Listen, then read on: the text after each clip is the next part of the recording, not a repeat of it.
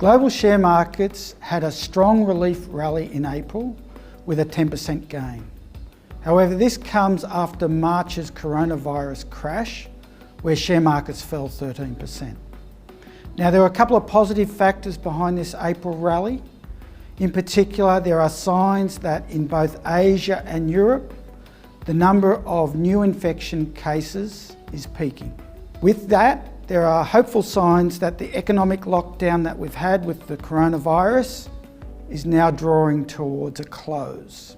There are also been encouraging stabilisation measures by both central banks and governments.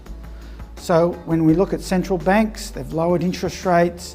They've also accelerated their asset purchases in terms of government bonds and also lending to banks.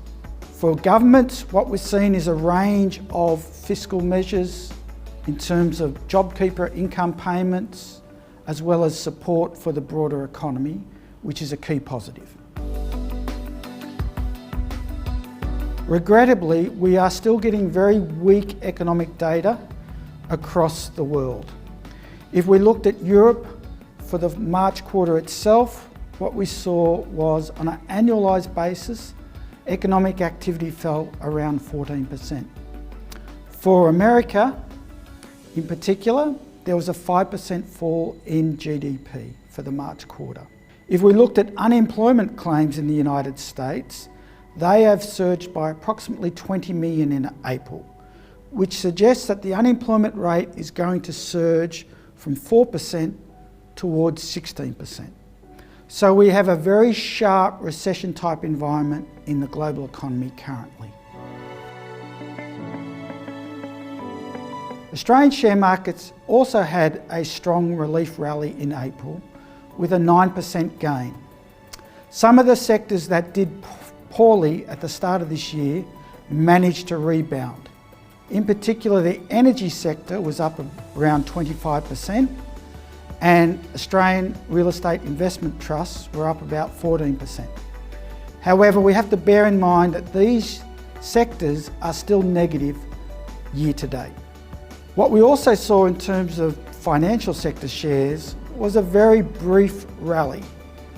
If we looked at the major banks, they were only up roughly around 3% for the month, and that reflects the profit cuts that the major banks have announced, the provisioning for bad and doubtful debts, as well as delays to dividend payments. The Australian economy regrettably looks like it's tipped into a recession. If we look at a range of leading indicators, such as business and consumer surveys, if we look at car sales, and if we look at job advertisements, we can see sharp falls in the March data. So this suggests that the economy has sadly fallen into a recession. The Reserve Bank Governor, Dr. Philip Lowe, also made an important speech on April the 21st, which signalled a sharp, deep recession in the first half of this year. The Reserve Bank Governor indicated that it's likely to see a 10% fall in Australia's national output, the worst downturn since the 1930s, and a sharp surge in the unemployment rate is likely towards 10%. Investors need to look for recovery signs to draw comfort that global share markets have seen their worst. Some of these recovery signs are that the leading indicators are stabilised.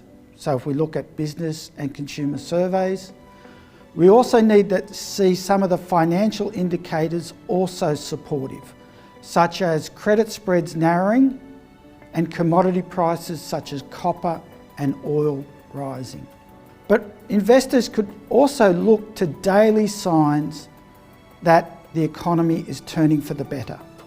And these signs will be like traffic volumes picking up, cafes and restaurants reopening and getting busy.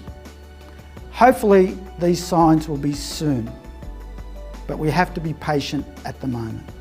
Thank you very much for watching, and please stay safe.